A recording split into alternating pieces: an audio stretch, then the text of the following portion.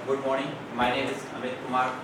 I am from BCS Government PG College, Samtari, working as an assistant professor in chemistry. जब training start हुई थी तो जब मैं घर से निकला तो मेरे बाबूजी ने मेरे को ये बात कहा कि बेटा तुम अच्छे से वहाँ जाके खाना पीना और एक 20 लीटर वाला पानी का बॉटल ले लेना। जब तक रहोगे तब तक उसी से कोई यूज़ करना, खत्म हो जाएगा तो फिर से खरीद लेना। ठीक है।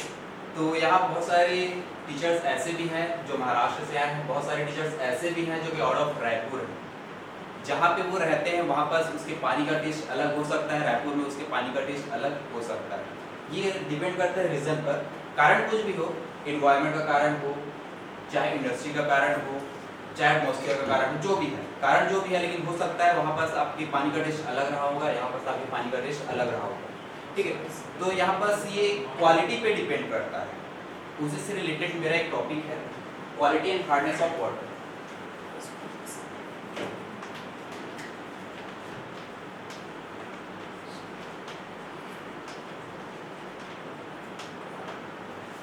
ये जो हार्डनेस वर्ड है, क्वालिटी को मैं एक्सप्लेन करूंगा ही।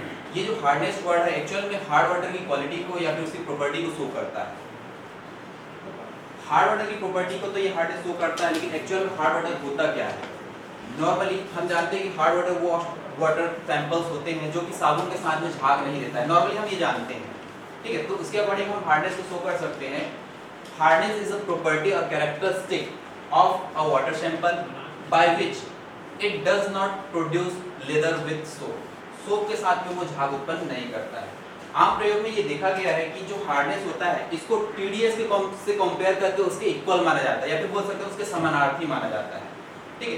तो यहाँ पर वाटर की क्वालिटी को मैं हार्डनेस के अकॉर्डिंग भी शो करूंगा और इसके अलावा मैं टीडीएस से भी शो करूंगा। फर्स्ट मैं चलता हूँ टीडीएस पर। यहाँ पर हाई टीडीएस, यहाँ पर टीडीएस का मतलब होता है total dissolve solid. Total dissolve solid ये जो टीडीएस है एक्चुअल में यूज किया जाता है सोडियम, पोटेशियम, मैग्नीशियम और कैल्शियम के सॉल्ट के लिए। यहाँ पर इसके जो सॉल्ट्स होते हैं वो पानी में कितनी मात्रा में घुला हुआ है, इसके लिए जो यूनिट यूज किया जाता है वो होता है पार्ट्स पर मिलियन। 10 लाख में 1 पार्ट, ये होता है पार्ट्स पर मिलियन। इसको शो करते हैं 1/10⁶ इस प्रकार से। तो यहाँ पर अब कितने टीडीएस का पानी पीने लायक होता है, कितने टीडीएस का पानी पीने लायक नहीं होता है, इसी को मैं यहाँ पर एक्सप्लेन करूंगा। फॉर एग्जांपल हमारे पास कोई वाटर सैंपल है, इसका टीडीएस 100 to 1000 के बीच है, ये होगा पार्ट्स पर मिलियन। टीडीएस हम यूज कर रहे हैं लेकिन इसकी जो यूनिट होती है वो होती है पार्ट्स पर मिलियन में।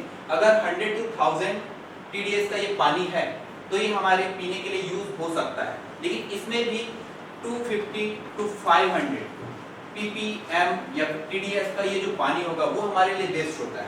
अगर एकदम बेस्ट बोलें तो इसमें भी 350 टीडीएस का जो पानी होता है सबसे बेस्ट होता है। लेकिन अगर हम कोई पानी यूज करते हैं जिसका टीडीएस 100 से कम है, अगर 100 से कम है वो बहुत ही ज्यादा सेंसिटिव होता है, हाइपोटोनिक होता है। हाइपोटोनिक एक ऐसे बोल सकते हैं कि एग्रेसिव होता है।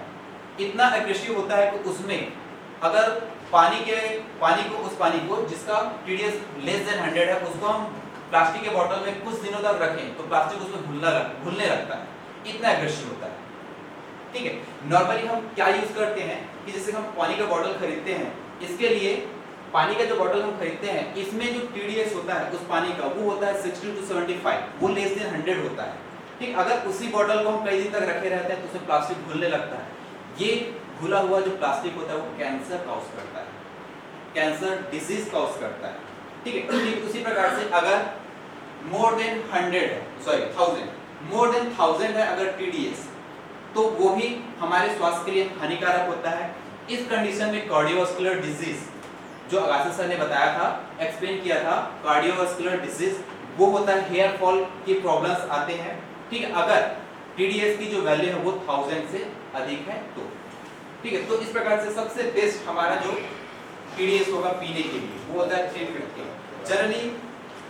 जनरली यहाँ पर देखा क्या जाता है कि घर घर में आरओ लगा लिया जाता है। ठीक है। आरओ लगाना तभी उचित है जब पानी का TDS 900 से अबोव, मतलब 900 से ऊपर, तभी हम यूज करते हैं RO।